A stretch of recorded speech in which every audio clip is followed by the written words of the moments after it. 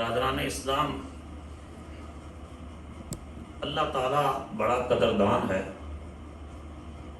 اللہ تعالیٰ رحمت نازل کرتا ہے اپنے نبیوں پر، اہل ایمان پر۔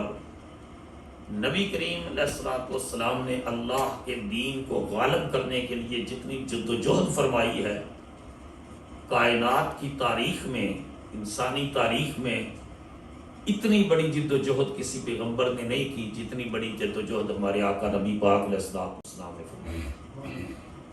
اور اس کے نتیجے میں نبی کریم صلی اللہ علیہ وسلم نے اللہ کے دین کو غالب فرمایا ہے کہ کہاں مکہ مکرمہ سے رات کی تاریکی میں نکلنا اور کہاں 10,000 فرزندان اسلام کے ساتھ دوبارہ مکہ میں حجۃ الوداع کے لیے تشریف لائے، اور وہاں پھر 10,000 کے ساتھ تو فتح مکہ کے لیے تشریف لائے، لیکن حجۃ الوداع 10 ہجری کو اس میں تو 1,00,000 سے زائد کا مجمع تھا۔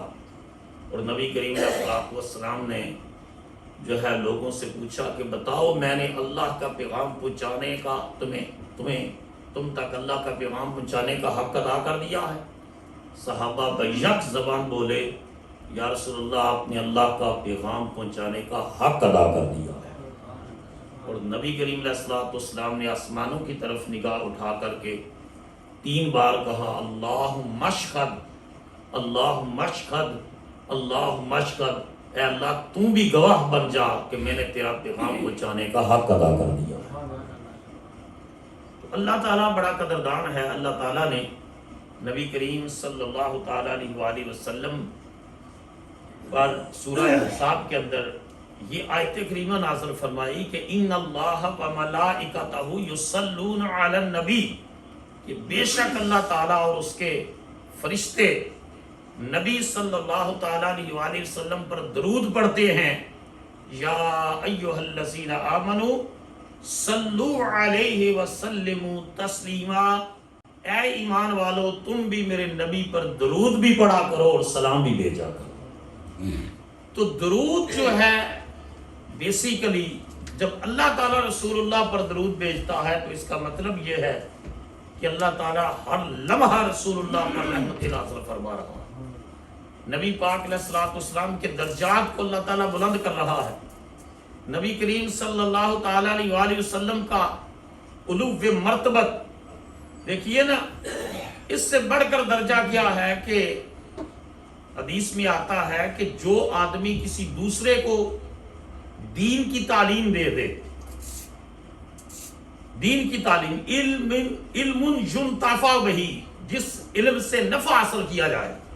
اگر کسی کو کلمہ بھی پڑھنا سکھا دیا ہے، نماز بھی پڑھنا سکھا دی ہے، جب تک وہ نماز پڑھتا رہے گا سکھانے والے کو اللہ قبر میں ثواب پہنچاتا رہے گا، اس کے درجے بلند کرتا رہے گا۔ اب ساری کائنات میں جو سجدے ہو رہے ہیں، جو نمازیں پڑھی جا رہی ہیں، جو تلاوتیں ہو رہی ہیں، وہ سارا ثواب مل کر ہمارے آقا کے درجے کتنے بلند ہو رہے ہیں۔ اللہ تعالیٰ نے فرمایا کہ اللہ ہر وقت مصطفیٰ پر درود بھیج رہا ہے، اور اس کے فرشتے بھی، اے ایمان والو تم درود بھی بھیجا کرو اور تم میرے نبی پر سلام بھی بھیجا کرو۔ اب سلام کیا ہے؟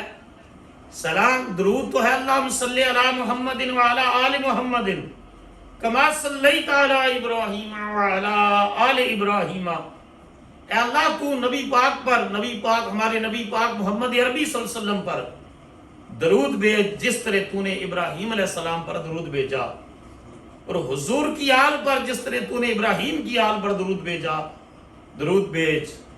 آپ اس سے آپ اندازہ فرما لیں کہ درود اللہ تعالیٰ بھیج رہا ہے، اس کی ملائکہ بھیج رہے ہیں۔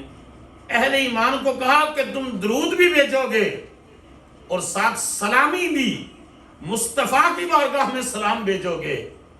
اس وجہ سے کر کے ہم یہاں پڑھتے ہیں مصطفیٰ جان رحمت پہ، بولو سارے، مصطفیٰ جان رحمت پہ لاکھوں سلام، صلو علیہ وسلموا تسلیما، درود بھی بھیجو اور مصطفیٰ پر سلام بھی بھیجو۔ نمازی بھی نماز پڑھتے ہوئے جب التحیات پڑھتا ہے تو اس وقت نمازی بھی یہ کہتا ہے السلام علیکہ ایھا النبی، اے نبی آپ کی ذات پر سلام ہو۔ لوگوں نے کہا جی ہم درود تو پڑھیں گے، درود ابراہیمی، یہ جو الصلاۃ والسلام علیک یا رسول اللہ کہاں سے نکال لیا؟ تو علماء نے کہا درود ابراہیمی آپ پڑھیں گے تو آیت کے آدھے حصے پر عمل ہوگا، جب تک آپ مصطفیٰ پر سلام ساتھ نہیں بھیجیں گے آیت کا مقتضا پورا نہیں ہوگا۔ درود بھی پڑھیں اور سلام بھی پڑھیں۔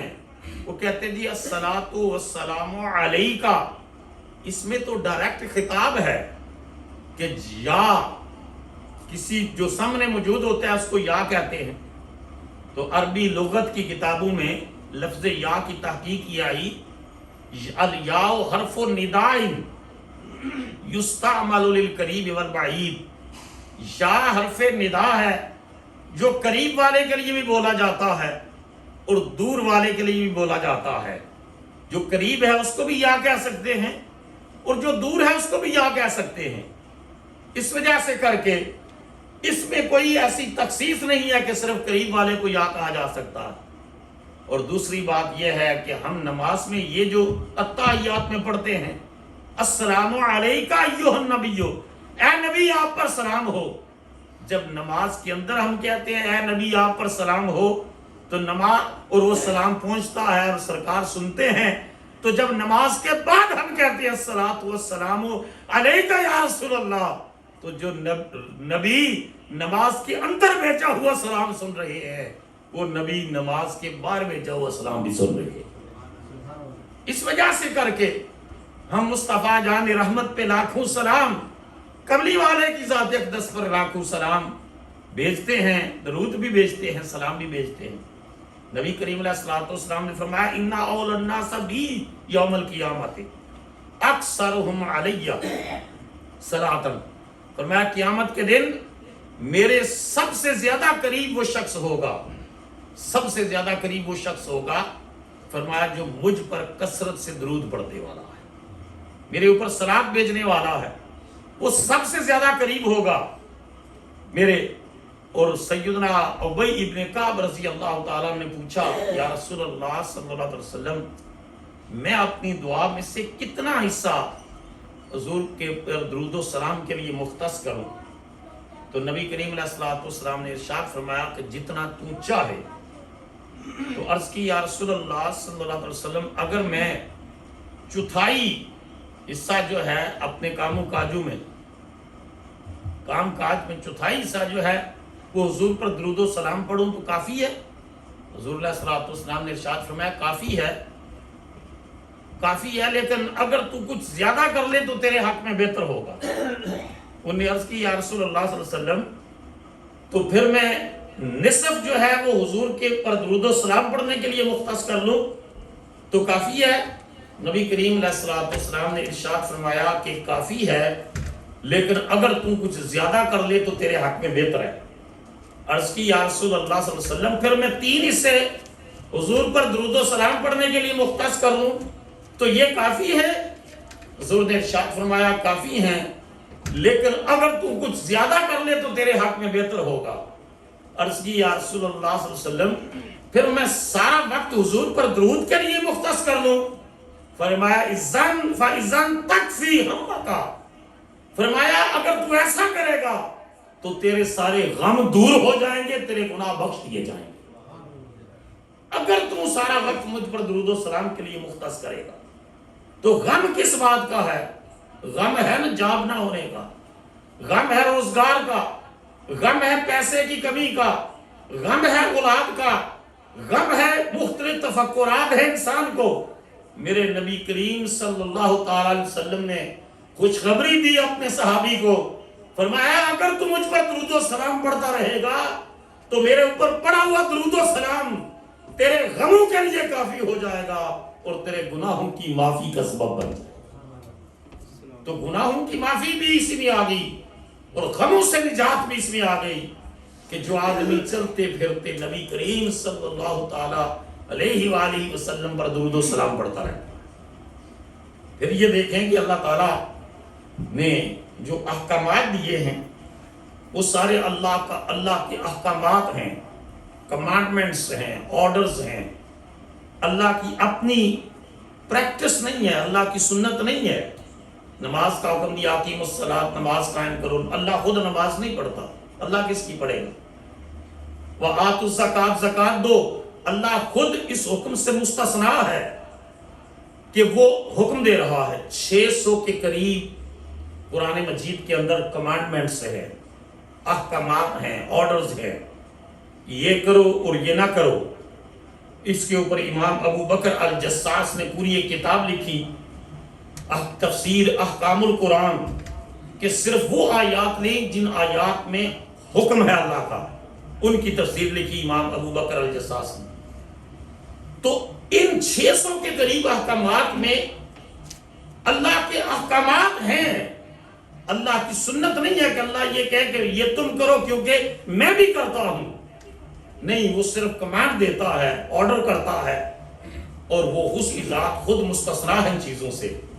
لیکن قربان جائیے درود و سلام والی عبادت پر یہ واحد وہ حکم ہے کہ جس کے دینے سے قبل رب کائنات نے فرمایا، لوگو، اے ایمان والو، اے غلامان مصطفیٰ، تمہیں جو حکم دے رہا ہوں اس سے پہلے اپنی سنت کا ذکر کر رہا ہوں کہ ان اللہ و ملائکتہ یصلون علی النبی، کہ اللہ اور اس کے سارے فرشتے نبی پر درود پڑھتے ہیں۔ اے ایمان والو، تم بھی نبی پاک پر درود بھی پڑھا کرو، سلام بھی بھیجا کرو۔ فرمایا حکم دینے سے پہلے تمہیں بتا رہا ہوں کہ میں بھی درود پڑھتا ہوں، میرے فرشتے بھی پڑھتے ہیں، عاشقو تم بھی پڑھا کرو، تم بھی پڑھا کرو۔ درود قلب میں پیدا نکھار کرتا ہے، خزاں کو آشنائے فصلیں بہار کرتا ہے۔ درود پڑھیے پیغمبر کی ذات اقدس پر، یہ وہ کام ہے جو پروردگار کرتا ہے، یہ وہ کام ہے جو پروردگار کرتا ہے۔ اور اس میں پھر ایک علمی بات ہے، گرامر کی بات ہے، صرفی اور نحوی بات ہے کہ یہ آیت کریمہ جو ہے ان اللہ و ملائکتہ یصلون علی النبی، یہ جملہ اسمیہ ہے، اور جملہ اسمیہ کنٹینیوٹی، پرپیچویلٹی پر دلالت کرتا ہے، دوام پر دلالت کرتا ہے۔ جملہ اسمیہ استمرار پر دلالت کرتا ہے، ہمیشہ کسی کام کے کرنے کی وجہ سے جملہ اسمیہ ہوتا ہے، اس پر دلالت کرتا ہے، ہمیشہ کام کرنا۔ یہ آیت کریمہ جملہ اسمیہ ان اللہ و ملائکتہ یصلون علی النبی، جس کا مطلب یہ ہے کہ یہ نہیں کہ اللہ کسی وقت درود بھیج رہا ہے اور کسی وقت نہیں، فرمایا ہر وقت اللہ مصطفیٰ پر رحمت نازل کر رہا ہے، ہر وقت رسول اللہ پر درود بھیجا جا رہا ہے۔ اے ایمان والو، تم بھی بھیجو۔ اور اللہ نے جب سے درود پڑھنا مصطفیٰ پر جو ہے وہ صلاۃ اور رحمت نازل کرنا شروع کی ہے، کوئی سوچ سکتا ہے کب سے کی؟ یہ اللہ کی ذات ہے، ازل سے لے کر عبدالعباد تک۔ اور پھر یہ کہ ہر عبادت کے لیے کوئی نہ کوئی جو ہے وہ قید رکھی، ریسٹرکشن رکھی۔ نمازوں کے لیے وقت کی قید رکھی، مقید بالوقت کر دیا کہ فلاں وقت، اگر فجر کا وقت اتنا ہے انٹر ہونے کا، پھر اس کے ختم ہو جانے کا، اس کے بعد نماز فوت ہو جائے گی، قضا ہو جائے گی، مس ہو جائے گی، آپ اس کو پڑھیں گے تو قضا نماز پڑھیں۔ ظہر کا وقت ہے انٹر ہونے کا، ختم ہونے کا، اسی طرح عصر، مغرب و عشاء۔ لیکن قربان جائیے اس عبادت پر کہ جو آدمی رسول اللہ پر درود و سلام پڑھتا ہے، اس کو وقت سے مستثنا کر دیا۔ فرمایا دن ہو یا رات، صبح ہو یا شام، جب بھی کوئی مصطفیٰ پر درود و سلام پڑھے گا اس کا سلام قبول کر دیا جائے گا، اس کی اس عبادت کو رد نہیں کیا جائے گا کہ یہ وقت نہیں ہے۔ نماز اگر وقت کے بغیر پڑھے گا تو وہ نماز نہیں ہوگی، وہ فوت شدہ ہوگی، قضا ہوگی۔ امام نووی نے لکھا ہے کہ جو آدمی قضا نماز پڑھے، ساتھ اللہ سے معافی بھی مانگے، ساتھ توبہ بھی کرے کہ یا اللہ مجھے وقت پر پڑھنی چاہیے تھی، میں وقت پر پڑھ نہیں سکا، اب میں اس کی قضا کر رہا ہوں اور ساتھ تیری بارگاہ میں معافی مانگ رہا ہوں، توبہ کر رہا ہوں کہ تو میری فوت شدہ نماز کو اصل نماز کے قائم کر کے اپنی بارگاہ میں قبول فرما۔ لیکن درود و سلام پھر زبان کا ہے، مقید باللسان باللغہ، عربی زبان میں نماز پڑھ سکتے ہیں۔ تلبیہ بھی آپ نے کہنا ہے تو انگریزی، کسی کو بائی برتھ امریکن ہے وہ کہ جی میں انگریزی میں نماز پڑھوں گا، انگریزی میں تلبیہ، فرمایا نہیں، تم صرف وہی زبان میں نماز پڑھو گے جو زبان میرے محبوب محمد کی عربی زبان ہے، صلی اللہ علیہ وسلم، محبوب کی زبان میں نماز پڑھو گے، رسول اللہ کی۔ لیکن درود و سلام کے لیے زبان کی قید کو بھی اٹھایا کہ کوئی پیس بھی اپان ہم کہے گا تب بھی قبول فرما ہوگا، کوئی اللہم صلی علی محمد کہے گا تب بھی قبول ہوگا، کوئی کہے گا کہ میرے آقا پر ہزاروں رحمتیں اور برکتیں ہوں اردو میں کہے گا تب بھی قبول ہے، اور کوئی شدہ مدہ زیرہ زبرہ شان نبی وچ آئیاں پنجابی میں کہے گا تب بھی قبول ہوگا۔ کہا محبوب کی تعریف جس زبان میں بھی کرے گا اس کو قبول کر لوں گا اور ثواب عطا کروں گا۔ طرح طرح کی ریسٹرکشنز رکھی عبادات کے لیے، اس میں ہے جسم پاک ہو، لباس پاک ہو، اور انسان حضور پر درود و سلام پڑھتا رہے۔ رسول اللہ صلی اللہ علیہ وسلم نے فرمایا کہ جو ایک بار مجھ پر درود پڑھتا ہے اللہ پاک 10 رحمتیں اس پر نازل کرتا ہے۔ ایک بار درود شریف 10 رحمتیں، فرمایا اور اس کے 10 درجے بلند ہوتے ہیں، اس کے 10 گناہ مٹائے جاتے ہیں، 10 نیکیوں کا اضافہ ہوتا ہے۔ ایک بار درود شریف پڑھا، نمبر 1 10 رحمتیں نازل ہوئیں، نمبر 2 10 گناہ معاف ہوئے، نمبر 3 10 نیکیوں کا اضافہ ہوا، نمبر 4 10 درجے بلند ہوئے۔ تو قربان نہ جائیے اس عبادت پر کہ کرنے والا ایک بار کرتا ہے، مالک ریٹرن 40 کی تعداد میں عطا فرماتا ہے، 40 کی تعداد میں ریٹرن عطا کر رہا ہے۔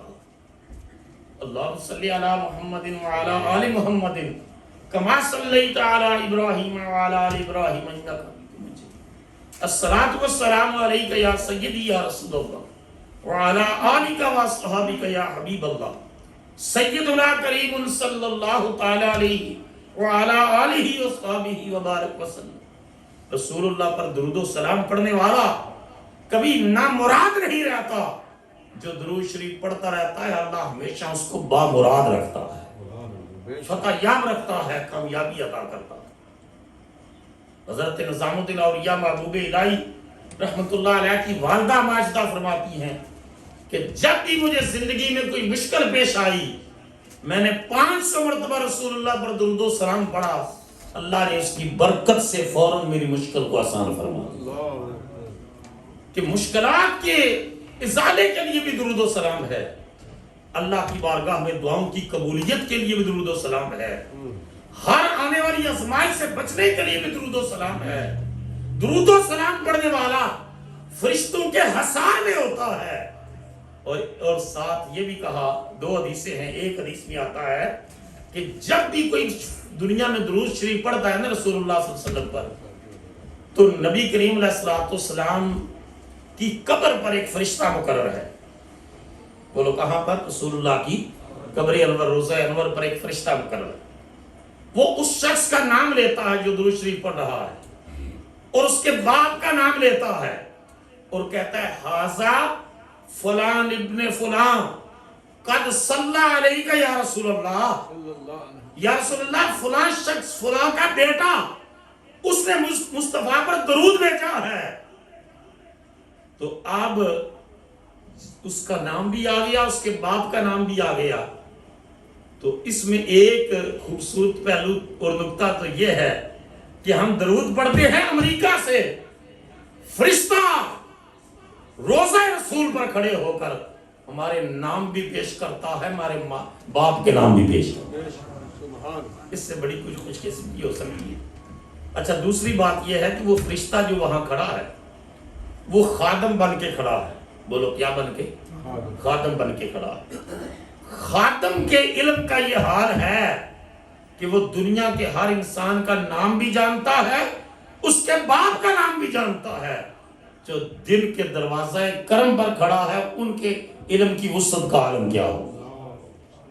میرے امام نے کہا تو زندہ ہے واللہ، تو زندہ ہے واللہ، میرے چشم عالم سے چھپ جانے والے۔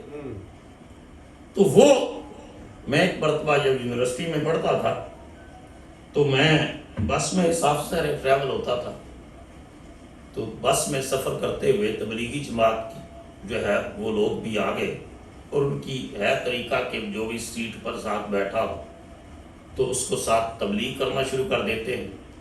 تو مجھے بھی انہوں نے تبلیغ کرنا شروع کر دی۔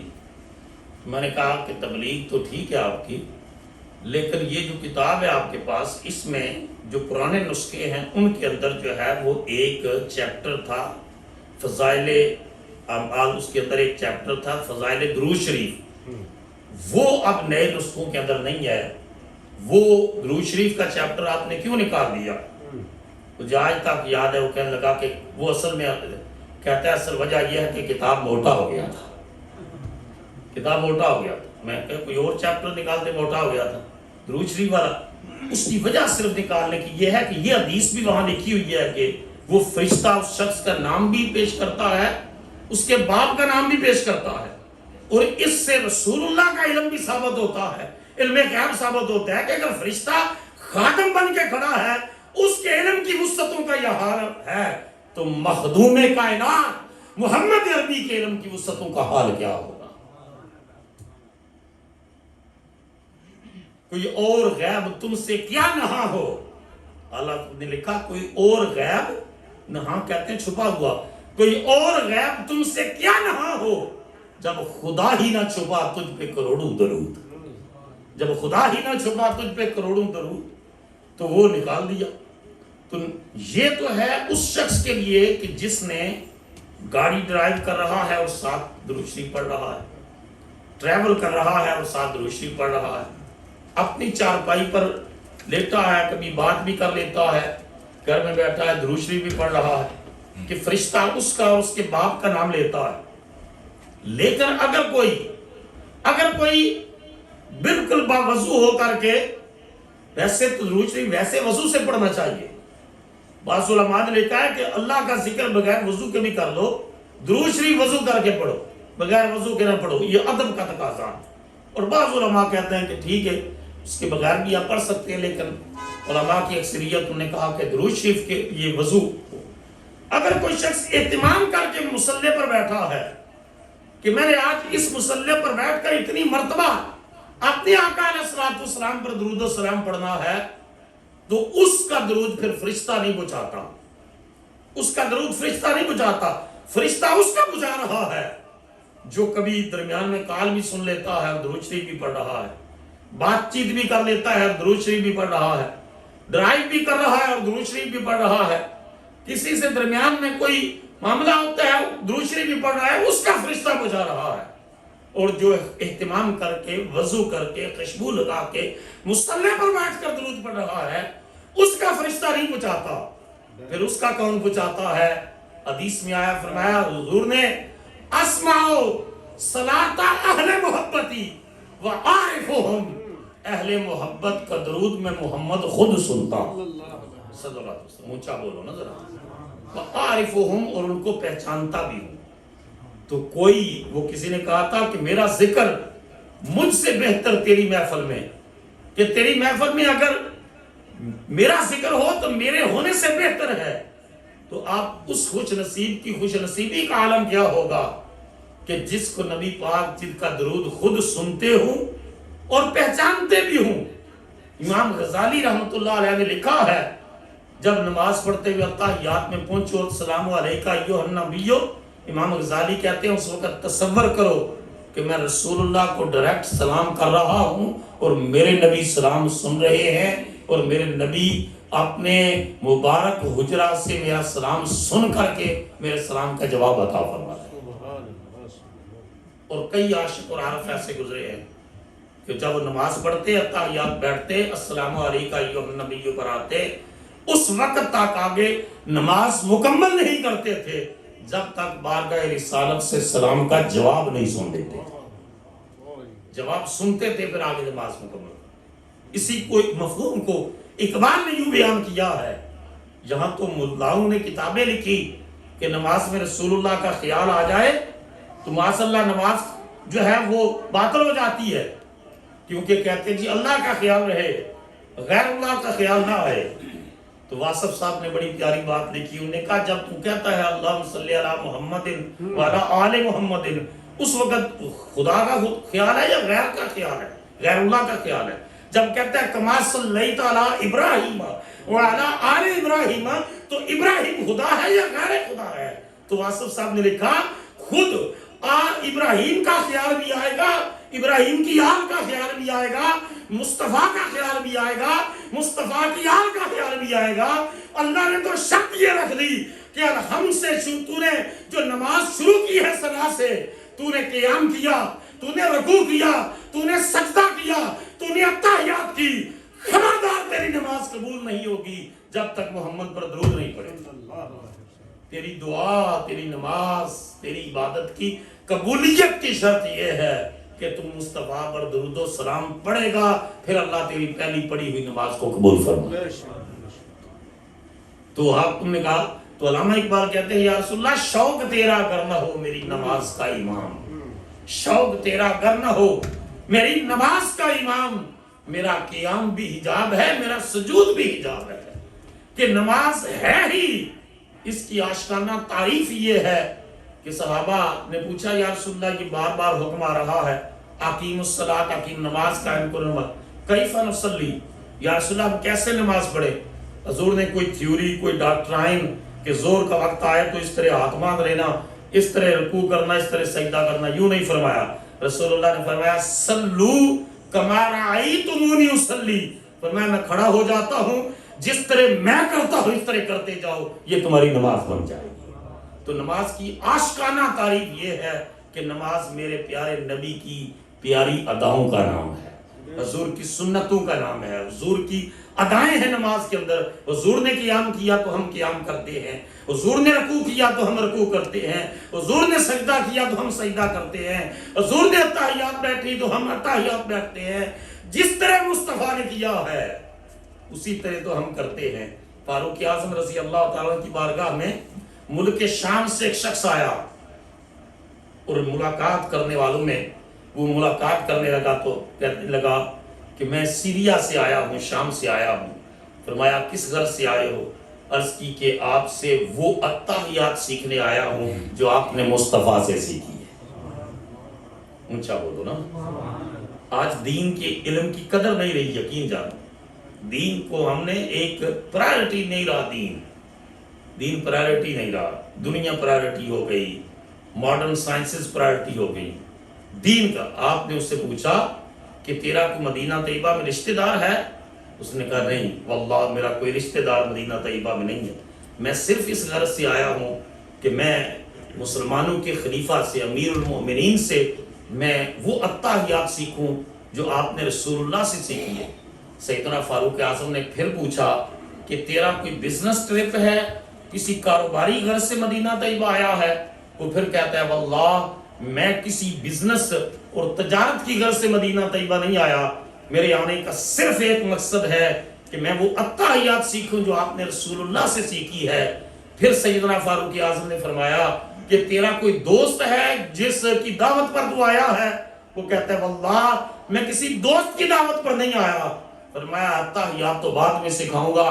صحابہ کو کہا جس نے جنتی کا دیدار کرنا ہے اس کا دیدار کرنا، کہ یہ اتنے دور سے دین کا علم سیکھنے کے لیے آیا ہے، نماز سیکھنے کے لیے آیا ہے، اتحیات سیکھنے کے لیے آیا ہے. آج کتنے لوگ ہیں جن کی نماز اگر سنو نا آدھی سے نماز زیادہ غلط پڑھیں گے، لیکن شوق نہیں ہے سیکھنے کا. اویلیبلٹی بھی ہے، آج تو استاد موجود ہے، آپ نیٹ پر دیکھ سکتے ہیں پوری پرفارم ایک ایک لفظ، لیکن شوق نہیں ہے. دین ایک رسم بن گیا. اقبال چیختے رہے رہ گئی رسم ازاں، روح بلالی نہ رہی، فلسفہ رہ گیا، تلقین غزالی نہ رہی. کا دین ایک رسم رہ گیا ہے. اس کے اندر سے جو روح تھی وہ ختم ہو گئی ہے. لوگ اس طرح ہاتھ جس طرح مکھیاں موڑنے والا صاحب ہاتھ کی طرح رکوع تھے وہ لے جاتے تھے. کوئی اطمینان طمانیت نماز کے اندر جو طمانیت ہوتی ہے جو ایک پوری کنسنٹریشن کے ساتھ. اور مجھے پھر اولیاء مقبول کا وہ کالم یاد آتا ہے. اس نے کہا غیر مسلم نو مسلم آدمی اس نے کلمہ پڑھا مسلمان ہوا دین سیکھا اور ہمارے ساتھ جمعے کی نماز کے لیے گیا اور ہم نے جمعے کی نماز پڑھ کے باہر دیکھتے ہیں آپ سلام یہ لائن لگی ہوتی ہے جو ہی ہم سلام پھیرتے لائن لگی ہوتی ہے. آپ کا کیا خیال ہے کہ انہیں جا کر کیا کرنا ہوتا ہے؟ جو پیچھے سنتے 4 سنتے نہیں پڑھتے 2 سنتے نہیں پڑھتے نفل نہیں پڑھتے 8ویں دن مسجد میں آتے ہیں اور پھر بھی نماز مکمل کر کے نہیں مسجد کے باہر گپے مار رہے ہوں گے یا ہوٹلوں ریسٹورنٹوں پر گپے ماریں گے یا گھروں میں جا کر یا ٹیلی فون کے اوپر لگ جائیں گے. اس کے سوا اور کیا وہاں کوئی جنگ چھڑی ہوئی ہے کہ جس کو جو جا کر انہیں اس میں کور کرنا. تو معاملہ کیا ہے کہ لوگ جو ہے اس میں ذوق اور شوق بھی نہیں. یہ پہلو نہیں ہے کہ میں نماز سیکھ لوں کسی امام صاحب کے پاس بیٹھوں کہ میری نماز درست کروا دے شاید اس میں کوئی غلطی ہو اس میں کمی ہو میری نماز درست ہو جائے. یہ بے حسی ہے یہ بے حسی ہے دین کے معاملے میں. آج اگر امریکن پاسپورٹ لینا ہو تو دیکھیں کیا کیا طریقے مرد اور عورتیں اختیار کرتے ہیں سٹیزن کا امتحان پاس کرنے کے لیے. کس کس طریقے سے امتحان پاس کرنے کے لیے ہم کوشش کریں گے. لیکن کیا نماز کے لیے ہم کوشش ہے کیا قرآن پاک سیکھنے کے لیے کوشش ہے. ہمارے ایک دوست یہاں سے اب ڈیلور موو ہو گئے چودھری اعظم صاحب یہاں ہی درس میں بیان کرتا تھا. ان کے اندر شوق پیدا ہوا اور انہوں نے پاکستان میں اپنے جو مسجد کے امام ہیں ان سے آن لائن چونکہ ڈیلور چلے گئے یہاں بھی مجھے کہتے تھے میں یہاں پڑھوں گا لیکن وہاں چلے گئے اور انہوں نے وہاں قرآن پاک پڑھنا الف با تا سا سے شروع کیا اور ابھی ہم گئے تو کہتے ہیں 3ری مرتبہ قرآن مکمل کر رہا. جب انسان کے اندر شوق پیدا ہو جائے کسی کام کے سیکھنے کا تو شوق وہ سواری ہے جو ہمیشہ منزل پر پہنچا کر انسان کو رہتی ہے. اقبال کہتے تھے مقام شوق تیرے قدسیوں کے بس کا نہیں. اے اللہ مقام شوق تیرے قدسیوں کے بس کا نہیں انہی کا کام ہے جن کے حوصلے ہیں زیاد. کہ یہ شوق تھا کہ اللہ کے دین کو غالب کرنے کا کہ افریقہ کے جنگلوں تک اللہ کا دین پہنچا کہ اللہ کے دین کو سکھانا ہے اور سیکھنا ہے. تو فاروق اعظم نے ارشاد فرمایا کہ تجھے میں وہ تحیات سکھاؤں گا لیکن پہلے صحابہ کو کہا اس جنتی کی زیارت کر لو جو ملک شام سے کوئی بیالوجی کی ڈگری لینے کے لیے نہیں کوئی فزکس کی ڈگری لینے کے لیے نہیں کوئی انجینئرنگ کی ڈگری لینے کے لیے نہیں کوئی لا کی ڈگری لینے کے لیے نہیں. دنیا کے علم بھی ٹھیک ہے حاصل کرنے چاہیے. ملک شام سے مدینہ آنے والا مصطفیٰ کا دین سیکھنے کے لیے آیا ہے نماز سیکھنے کے لیے آیا ہے التحیات سیکھنے کے لیے آیا. تو جب تک انسان اور یہ تو اسلام کی اندر ہے. وہ ایک عالم کا میں نے پڑھا انہوں نے کہا کہ جی میں کسی ویسٹرن یونیورسٹی میں تھا اور وہاں سیمینار تھا اور میں بھی اس میں تھا تو اس میں جو ہے وہ ورکشاپ کے اینڈ پر ایک پروفیسر نے لیکچر دیا. انہوں نے کہا کہ سال ہر سال کی پریکٹس کے بعد ویسٹرن کنٹریز نے اس ویلیو کو ڈیولپ کیا ہے کہ لرننگ ایج انسان کی ختم نہیں ہو سکتی. وہ عمر کے ہر حصے میں لرن کرے. اس کے اوپر انہوں نے بڑا زور دیا فوکس کیا کہ جو لرننگ ایج ہے یہاں تو ہمارے ہاں تو جی 14 پڑھ لیا نے 14 میں خیر بڑی دور دی گل ہے ہائی اسکول کر لیا کافی. تو لرننگ ایج کیا ہے تو یہ اس کے اوپر اس نے بڑا فوکس کیا کہ ہم نے سال ہر سال کی اسٹڈی اور پریکٹس کے بعد اس نتیجے پر پہنچے ہیں. تو وہ عالم کہتے ہیں کہ جب ورکشاپ ختم ہوئی تو میں اس کے پاس گیا. میں نے کہا جو آپ کہہ رہے ہیں نا کہ سال ہر سال کے تجربے کے بعد ہم پہنچے ہیں میں تمہیں ایک بات بتاؤں تو تم حیران ہو گئے. انہوں نے کہا کیا؟ انہوں نے کہا 1500 سال پہلے ہمارے نبی علیہ السلام نے فرمایا تھا اطلب العلم من المہد الی اللحد کہ مومن پنگوڑے سے لے کر قبر تک علم حاصل کرتا ہے. مومن کے لیے کوئی بھی ایج ایسی نہیں ہے کہ جو کہے کہ اب مجھے ضرورت نہیں ہے علم حاصل کرنے. وہ دیانتدار پروفیسر تھا. انہوں نے کہا دیانتدار. تو اس نے کہا عربی ٹیکسٹ بھی یہاں لکھ دو اور اس کو انگلش میں ٹرانسلیٹ بھی کر دو. آئندہ میں جس کانفرنس میں جاؤں گا جہاں جا کر لیکچر دوں گا جب میں علم کی اہمیت بیان کروں گا تو تیرے نبی کا ریفرنس دیا کروں گا کہ مسلمانوں کے نبی صلی اللہ علیہ وسلم نے یہ بات فرمائی ہے کہ اطلب العلم من المہد الی اللحد، پنگوڑے سے لے کر قبر تک علم حاصل کرو. اتنا ایمفاسائز کیا، اتنا زور دیا اس کے اوپر کہ مجلس لگی ہوئی ہے، 2 مجلسیں ہیں اور رسول اللہ صلی اللہ علیہ وسلم مسجد میں انٹر ہوتے ہیں، ذکر کرنے والے ذکر کر رہے ہیں اونچا اونچا اللہ پاک کا، دوسرا استاد بیٹھا ہے اور وہ تعلیم دے رہا ہے. دونوں گروہوں کا خیال ہے کہ رسول اللہ ہماری مجلس میں تشریف لائیں، ہمیں شرف بخشیں. حضور ذکر والوں کے پاس نہیں بیٹھے، علم والوں کے پاس جا کر بیٹھے. یہ حضور علیہ السلام نے اپنے عمل مبارک سے ثابت کیا کہ علم کی اہمیت کیسی ہے. اسی وجہ سے کہا گیا کہ یا عالم بن جا یا متعلم بن جا، یا خود علم سیکھ، علم نہیں سیکھ سکا، عالم نہیں بن سکا تو پھر متعلم بن جا، عالم کے پاس بیٹھ علم کی باتیں سیکھنے کے لیے. اور اگر یہ بھی نہیں بن سکا پھر سامع بن جا، سامع بن جا، پھر علم کی باتیں سنا کر. ہر لفظ کے بعد فرمایا اگر پہلا بن جا وگرنہ تو عالم بن جا وگرنہ ہلاک ہو جائے گا. ساتھ کہا اگر عالم نہیں بن سکتا متعلم بن جا وگرنہ ہلاک ہو جائے گا. اور اگر متعلم بھی نہیں بن سکتا تو سامع بن جا، علم کی دین کی باتیں سننے والا بن جا وگرنہ ہلاک ہو جائے گا.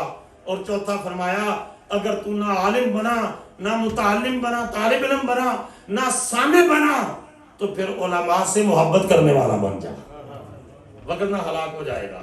آپ اندازہ کیجئے کتنے لوگ ہیں جو ان میں سے کسی ایک کیٹیگری میں فٹ ہوتے ہیں کہ ہم خود علم دین کا حاصل کریں، نہیں تو ہم جو ہے وہ کسی استاد کے سامنے لرن کرنے، وہ بھی نہیں تو کم از کم دین کی بات سننے کے لیے. یہ 8ویں دن جمعہ آتا ہے، کتنے لوگوں کو شوق ہے کہ چلے جو علم کی کوئی بات سمجھ میں آئے.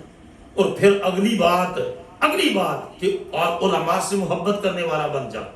اور اتنی زبانیں علماء کے خلاف بولتے ہیں، جی فلاں عالم نے یہ کر دیا. میں نے کہا بھائی اس نے تو جو کچھ کیا سو کیا، تم نے تو اپنا بیڑا غرق کر لیا نا. تم نے اتنے بڑے عالم ان کے خلاف. میں نے ایک عالم کا پڑھا، بہت بڑے عالم، وہ جو ہے وہ ان کی ایک شخص مخالفت کرتا تھا، ان کی مخالفت کرتا تھا اور ان کو بڑی شوق تھا کہ مجھے رسول اللہ صلی اللہ علیہ وسلم کی زیارت نصیب ہو. بڑا یہ شوق تھا حضور کی زیارت اور دیدار نصیب ہو. تو بڑے وظیفے کیے، بڑے چلے کاٹے، درود شریف پڑھے. ایک مرتبہ نبی کریم علیہ السلام کی زیارت نصیب ہوئی تو حضور نے چہرہ مبارک پھیر لیا. حضور نے چہرہ پھیر لیا. اب وہ شخص قدموں میں گر کر کہتا ہے یا رسول اللہ میں اتنا عاشق ہوں آپ کا، اتنا حضور پر درود و سلام پڑھتا ہوں. حضور نے فرمایا کہ تو عاشق بڑا بنا پھرتا ہے، تو میرے شہر، جس شہر میں تو رہتا ہے، میرے دین کی عالم کا تو دشمن ہے، تو اس کی مخالفت کرتا ہے اور وہ میرے دین کی تعلیم دیتا ہے، علماء وارث ہیں. آگے سے وہ کہتا ہے کہ اس وجہ سے میں اس عالم کی مخالفت کرتا ہوں یا رسول اللہ کیونکہ وہ میرے پیر کے خلاف ہے، وہ میرے پیر کے خلاف اس نے بات کی تو میں اس عالم کے خلاف ہوں. تو رسول اللہ نے فرمایا تیرے پیر کو ماننا کب سے دین بن چکا ہے؟ تیرے پیر نے کا کلمہ پڑھا ہے دنیا نے، یہ میرا کلمہ پڑھا ہے. چھوٹے چھوٹے معیار رکھے ہوئے ہیں جی، یہ کیا تو ہم اس کے مخالف ہو گئے، وہ فلاں سیاست میں آ گیا، فلاں نے یہ کر لیا، اتنی بک ہر وقت لمبی زبانیں ہیں. فرمایا تو ہلاک ہو جائے گا اگر تو اہل علم کی مخالفت کرے گا. اگر جو ہے عالم بن یا متعلم بن یا سامع بن یا ان سے محبت کرنے والا بن، کیونکہ ان سے محبت کرنے والے کی بھی اللہ گناہوں کو معاف فرما دے گا، ان کے گناہوں کی معاف کر دے. تو دین کا علم انسان جب تک نہیں سیکھے گا. آج کا سارا خلاصہ نچوڑ یہ ہے کہ ہم باقی عبادات فرض بھی کریں، ساتھ چلتے پھرتے اپنے نبی علیہ السلام پر کثرت سے درود و سلام پڑھے. اللہ رب العزت مجھے اور آپ سب کو کثرت سے رسول پاک علیہ السلام پر درود و سلام پڑھنے، علم سیکھنے اور علماء سے محبت کرنے کی توفیق عطا فرمائے.